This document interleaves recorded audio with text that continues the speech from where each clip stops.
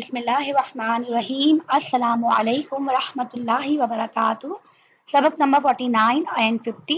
آج ہم پڑھیں گے ابواب ثلاثی مزید فی، اس کا تعارف دیکھیں گے، ہم ان ابواب کی خصوصیات دیکھیں گے اور یہ کیا ہیں ہم یہ دیکھیں گے۔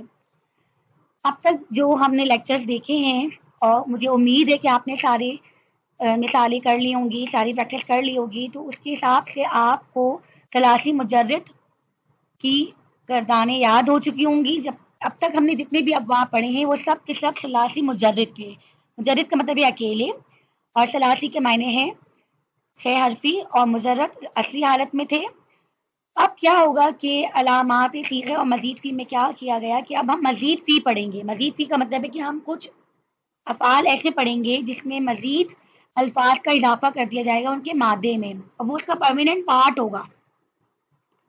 علامات صیغے اور مزید فی کا یہ فرق ہے کہ اب جیسے کہ ہم نے یہاں دیکھا تھا کہ یفعلو، تفعلو، افعلو ہم نے لگائے تھے یا تان ہم نے لگائے تھے، تو یہ علامات صیغہ ہے جس کی وجہ سے ہم یہ صیغہ پہچانتے ہیں کہ یہ غائب کا صیغہ ہے، یہ حاضر کا صیغہ ہے، یا یہ متکلم کا صیغہ ہے۔ یہ ہمیشہ فکس رہیں گی چاہے وہ مجرد ہو یا مزید فی ہو۔ لیکن اور مزید فی میں کیا ہوگا، یعنی صیغے کی علامات کا اضافہ ہمیشہ لام کلمے کے بعد ہوتا ہے، اور مزید فی میں جو بھی اضافہ ہوگا وہ فا کلمے سے پہلے ہوگا اور بعد میں ہوگا، اور لام کلمے سے پہلے ہوگا۔ ابھی ہم دیکھ لیتے کیسے ہوگا اضافہ۔ ثلاثی مجرد کے ہم نے 6 ابواب پڑھے تھے، اب یہاں پہ مزید فی میں مزید 8 ابواب پڑھیں گے، ان کی خصوصیات ہیں۔ اب کیا ان کی گردانیں بھی یاد کرنی ہوں گی؟ تو اس کا جواب ہے نہیں۔ ایک دفعہ آپ کو ابواب یاد ہو جائیں تو گردانیں بالکل وہی ہیں جو کہ ہم تمام قواعد پیچھے پڑھ چکے ہیں۔ پہلا باب ہے باب افعال۔ ماضی میں افعلہ ہوتا ہے، یہ الف کا اضافہ کیا گیا ہے اس میں۔ باب افعال کا ماضی ہوتا ہے افعلہ، اور مضارع ہے یفعلو۔ افعلہ یفعلو افعال، اس طرح ہم پڑھیں گے افعلہ یفعلو افعالا۔ خصوصیات کیا ہے کہ یہ لازم سے متعدی میں افعال کو منتقل کرتا ہے، اور کسی کام کا ایک دم ہو جانا باب افعال کے صیغے پہ آتا ہے۔ باب افعال میں لازم افعال بھی موجود ہوتے ہیں، لیکن زیادہ تر جو افعال ہیں یہاں پہ باب افعال میں وہ متعدی ہیں۔ مثال دخلہ نصر ینصر سے ہمارا لازم والا تھا، دخلہ یدخلو بنا اس سے، اور جب ہم نے اس کو باب افعال میں کنورٹ کیا تو اب فعل متعدی بن گیا ادخل یدخلو ادخال۔ اس کا مصدر کا بھی جو صیغہ دیا گیا ہے وہ بھی قواعد کے تھرو بنے گا، اور جیسے کہ ہم نے دیکھا تھا مزید فی میں جو مجرد تھا ثلاثی مجرد مصدر یاد کرنے پڑ رہے تھے، وہاں کوئی قاعدہ نہیں تھا۔ یہاں مصدر بنانے کا بھی ایک اوزان ہوگا یا وزن ہوگا۔ دوسرا باب ہے باب تفعیل، اس کا ماضی کا ہے فعل یفعل تفعیل یا تفعیلا تفعلتا۔ اس باب کا مصدر اسم جو ہے وہ 2 اوزان پہ آتا ہے، تفعیلا بھی آتا ہے اور تفعلتا بھی آتا ہے۔ مثال اور اس کی خصوصیات کیا ہیں؟ خصوصیات یہ ہیں کہ یہ بھی لازم سے متعدی میں ہوتا ہے، اور یہ کام جو ہوتا ہے، جو فعل ہوتا ہے، یہ آہستہ آہستہ ہوتا ہے، تفعیل پہ کام ایک دم سے نہیں مکمل ہو جاتا۔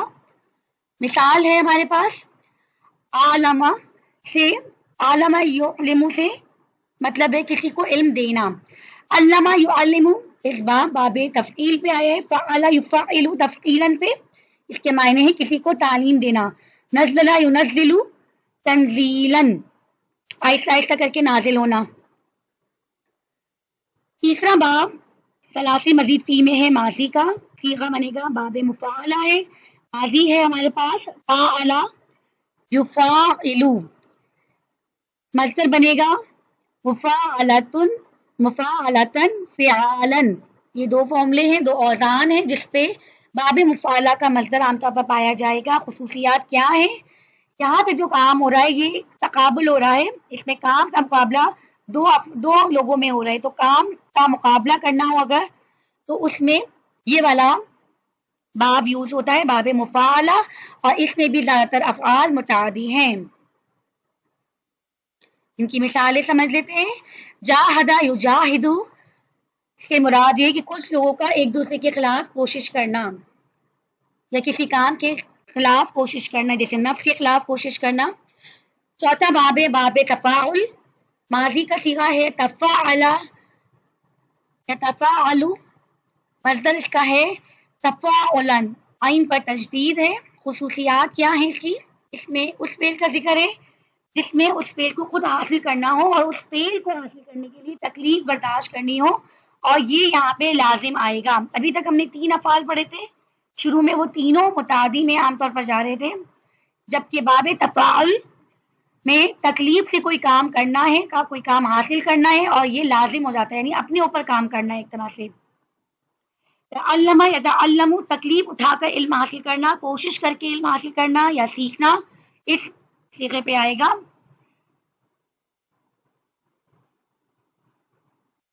پانچواں باب ہے باب تفاعل، تفاعل ماضی کا صیغہ ہے، یا تفاعل مضارع کا صیغہ ہے، مصدر کا نام تفاعلا ہے۔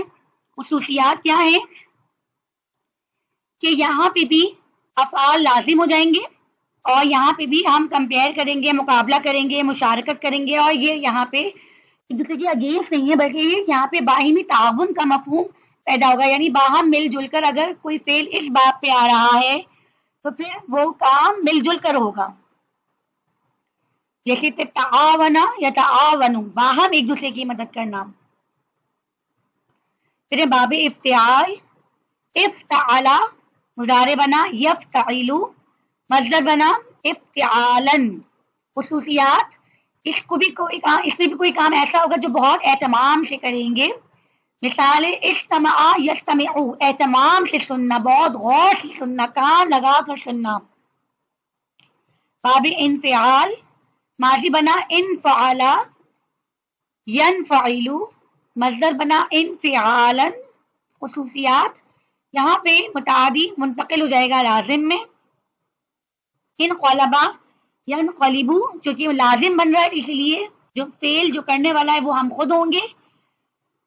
انقلبا ینقلب، خود پلٹ جانا۔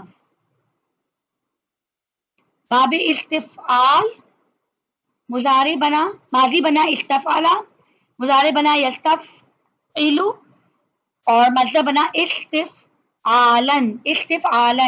اس کا مطلب ہے یہ خصوصیت سے طلب کرنا یا سمجھنا، کوئی چیز بہت ہی محنت سے مانگنا، سمجھ کے مانگنا۔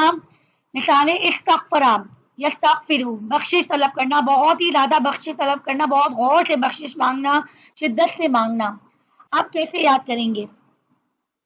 ثلاثی مجرد میں ماضی اور مضارع کو ہم نے بول بول کر معنی یاد کیے تھے، لیکن مصدر پر توجہ نہیں کی تھی۔ اس کی وجہ یہ تھی کہ مجرد میں مصدر کا کوئی خاص وزن ہی نہیں ہے، اس میں الگ الگ جو فعل یوز ہو رہا ہے اس کا مصدر الگ پیٹرن پہ آیا ہے، وہ آپ کو ڈکشنری سے دیکھنا پڑے گا، وہ یاد کرنا پڑے گا الگ الگ، ہر حرف کا، ہر فعل کا مصدر الگ ہے۔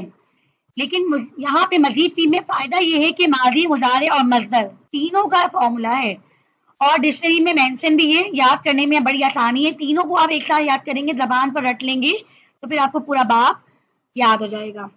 ماضی، مضارع اور مصدر کو ایک ساتھ بولیں گے، اور مصدر کو نصب میں بولتے ہیں، کہیں کہیں میں نے مرفوع حالت میں بول دیا ہے، لیکن آپ جب پریکٹس کریں گے تو پھر آپ مصدر میں ہی یاد کریں گے۔ مزید فی کی ضرورت کیا ہے؟